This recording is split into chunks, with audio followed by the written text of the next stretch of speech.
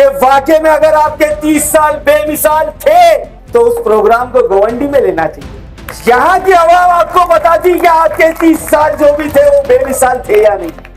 यहाँ के रास्ते देख लो, अगर इसी को बेमिसाल बोलते हैं तो अकबर साहब के कार्यकाल को क्या बोलेंगे? वो तो हैदराबाद की जन्नत बोला जाएगा। फिर यहाँ की आवाम जागरूक हो चुकी है। यहाँ ना किसी का डर चलने वाला है और ना ही किसी का पैसा चलने वाला है। एक गवंडी की आवाम ने तय कर ली है, एक गवंडी है, किसी के बाप की जागीर नहीं है।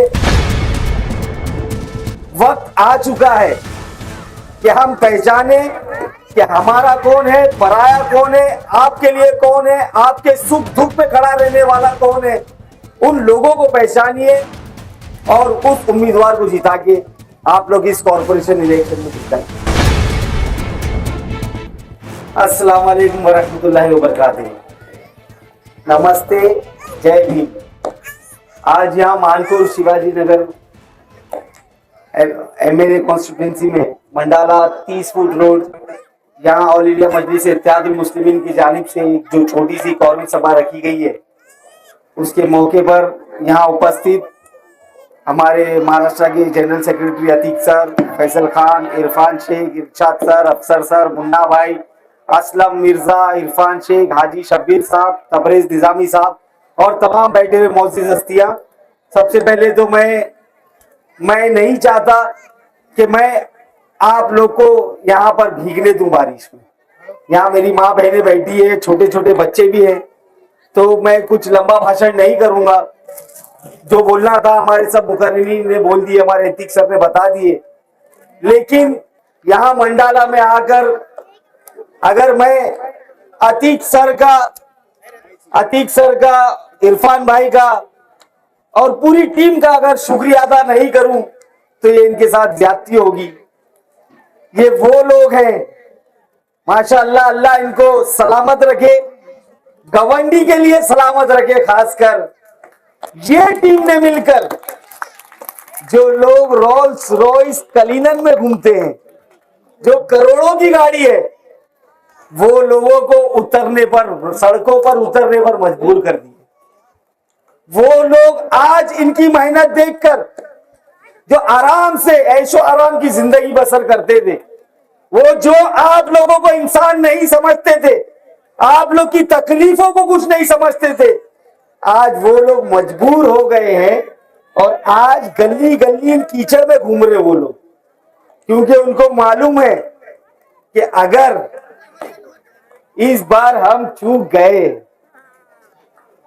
तो ये जो नाम है अतीक सर, ये इनको भी पढ़ा देगा इंशाअल्लाह। तो मैं बस यही आप लोग को बोलना चाहता हूं कि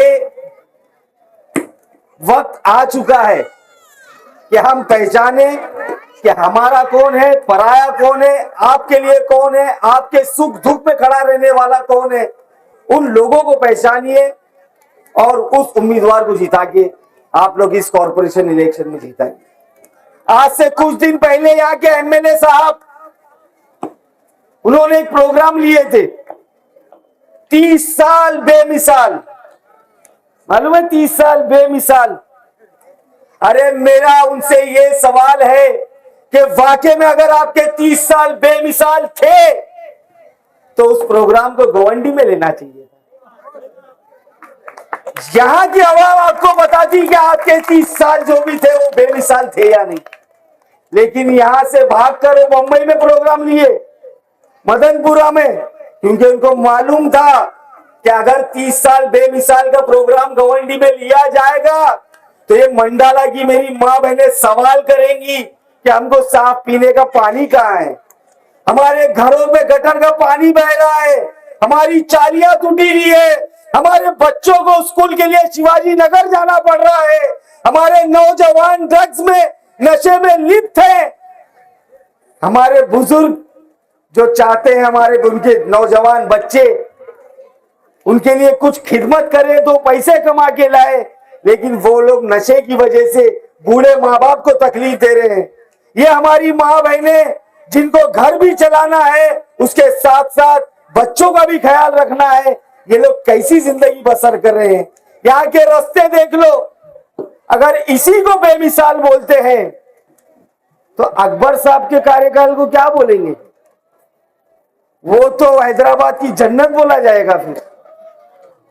तो मैं आपको यही बोल रहा हूं कि इस बार, और बदलाव दिख चुका है अल्हम्दुलिल्लाह। पिछले कुछ दिनों में पूरे बंबई में सोशल मीडिया पे कुछ देखा गया है। यहाँ की आवाम जागरूक हो चुकी है। यहाँ ना किसी का डर चलने वाला है और ना ही किसी का पैसा चलने वाला है।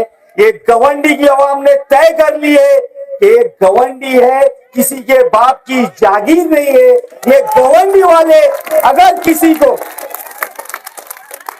किसी को रोल्स रॉयस में घुमा सकते हैं तो ये गवंडी वाले उसको उसकी जगह भी दिखा सकते हैं इंशाअल्लाह।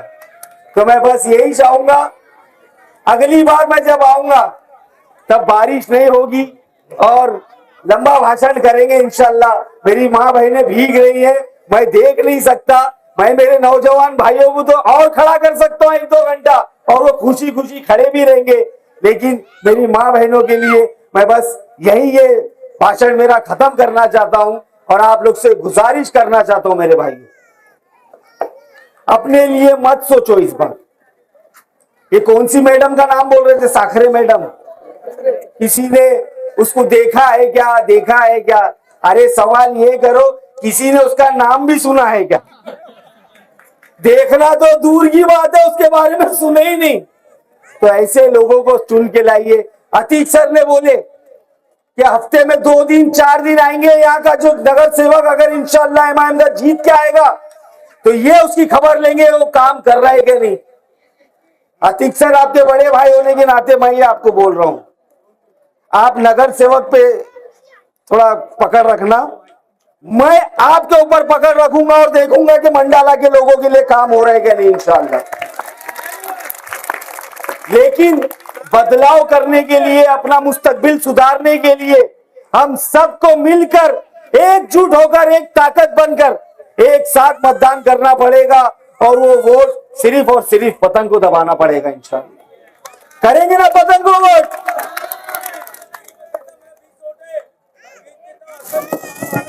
अभी लोग सोच रहे हैं फोटो घुमाएंगे, खाली कुर्सियों की फोटो घुमाएंगे अभी कि इमाम के कार्यक्रम में कुर्सी खाली थी।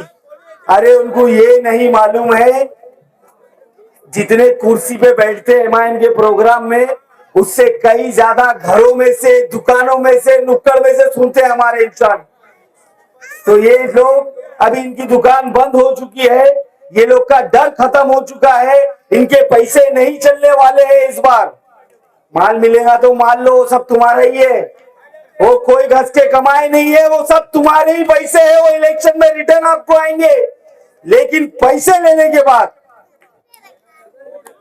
आपका वोट सिर्फ और सिर्फ पतंग को ही गिरना चाहिए इंशाअल्लाह। बस मैं इतना ही बोलूंगा।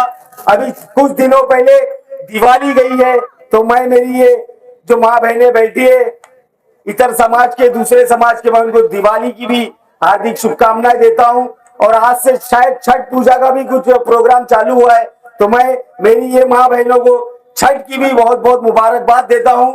और उसी के साथ साथ बिहार में भी इलेक्शन है, बिहार में इलेक्शन चालू है।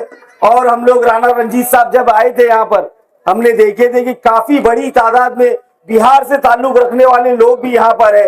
तो मेरी आप लोग से अपील है कि आप लोग अपना कीमती वक्त निकालिए और अपने अपने गांव में जहां आपका वोट है वहां जाकर अपना कीमती वोट एमआईएम के उम्मीदवार को दीजिए और उनके लिए दुआ भी कीजिए, ताकि बिहार में भी एमआईएम का परचम लहराए और वहां पर भी हमको अच्छी जीत मिले। बिहार के इलेक्शन के बाद हम सब लोग यहाँ बड़ी ताकत में इंशाअल्लाह आप लोग के बीच आएंगे। और इरफान भाई ने जैसा बताया, वक्त कम है, बाद में आगे बताएंगे कि साइकिल वालों ने क्या क्या किए। इस बार साइकिल के दोनों टायर पंचर होके रहेंगे इंशाअल्लाह। बहुत बहुत शुक्रिया। जय हिंद, जय महाराष्ट्र।